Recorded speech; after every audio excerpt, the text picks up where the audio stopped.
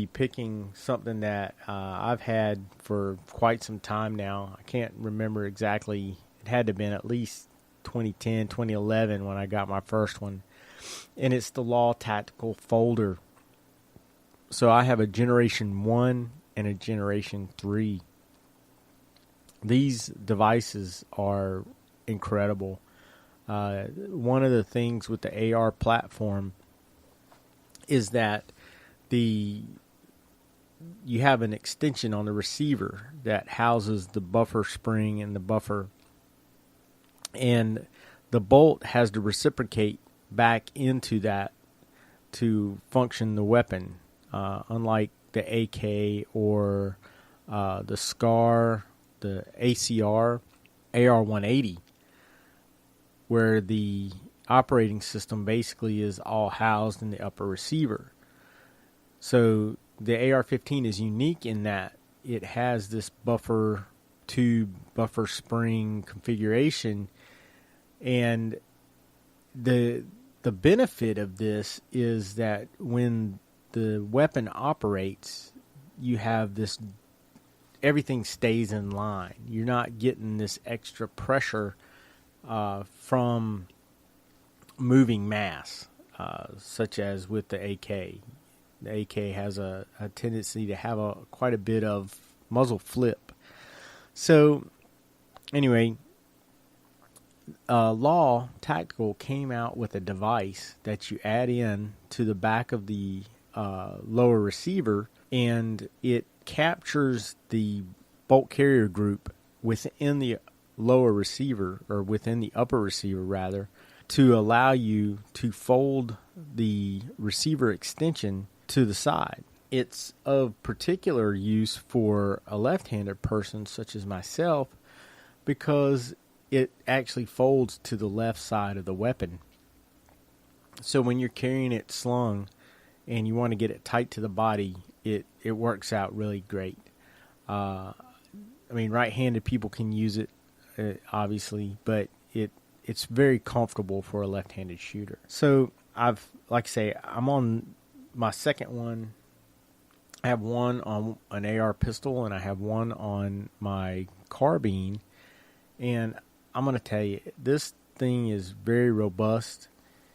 It has the original one was made out of aluminum and the hinge was very big, a little bit bulky.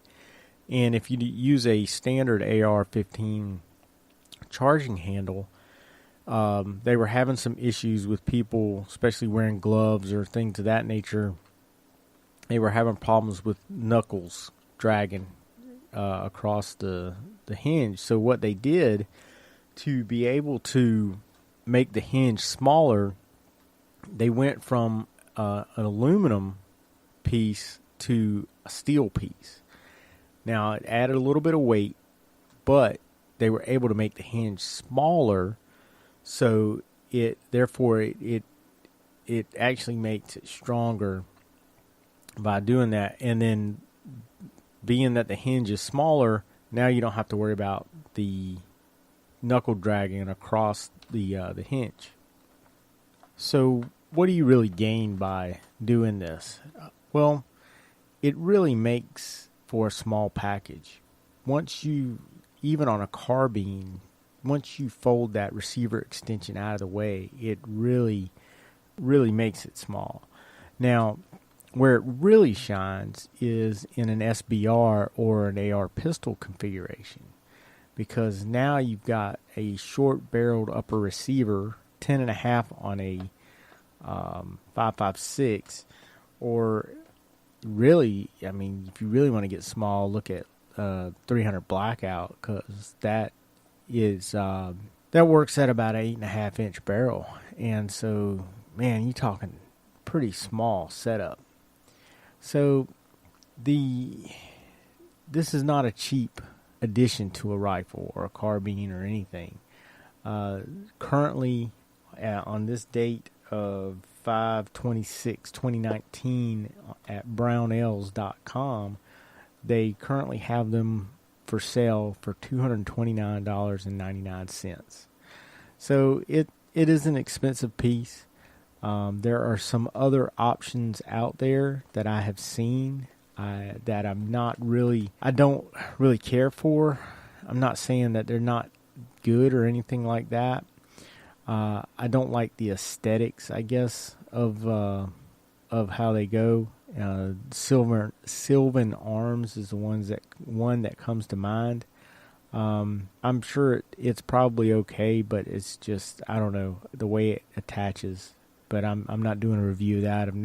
I've only seen one up close one time, and I think it was the earlier generation, so they may have improved it by this point. But I can attest to the fit, finish, and functionality of the Law Tactical Folder. It is really robust, a really good piece of kit that if you add it to your rifle, it's really, really worthwhile. I've sold more than a few of these by showing them to people, and they're like, man, I got to get one of those. So anyway, that's going to wrap up the Gear Whores Gear Closet for this episode. I'll take a look around and see what I can find to do for next week's. Maybe I'll plan it a little bit better. And it may not necessarily be on every episode.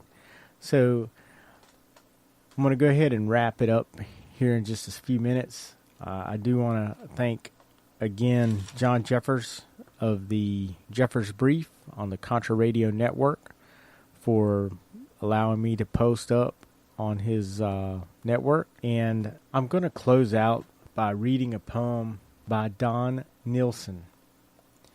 To Them We Owe. Happened today and in the past, sacrifice made for ours to last. Wives to widows, families torn, gave their lives, for them we mourn. Gone forever, souls are lost, freedom comes with this cost. Enjoy the life they did preserve, fate they suffered did not deserve. On this day, lest we forget, to them we owe our life in debt. And to round it out, I want to quote John 15:13. Greater love hath no man than this, that a man lay down his life for his friends. I think this poem and this verse, exemplify Memorial Day, what it's about, what it's for. Remember those who have fallen in service to this great nation. We as a nation should do more for those who never came home. Never forget them. Never, never, never. Okay, so ended that on a little bit of a somber note. I just want to say thank you all again for taking the time to listen. Look me up on iTunes, share, write a review. Come check us out on Facebook at The Dope Farm Podcast. We have a private Facebook group there that we try to get some discussions going. And if you have any questions, requests, feedback, anything, please come check me out. Find me somewhere on Spreaker, any of those platforms. I really appreciate anything you can say.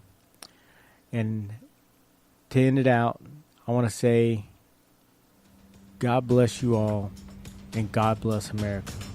We're the greatest nation on earth,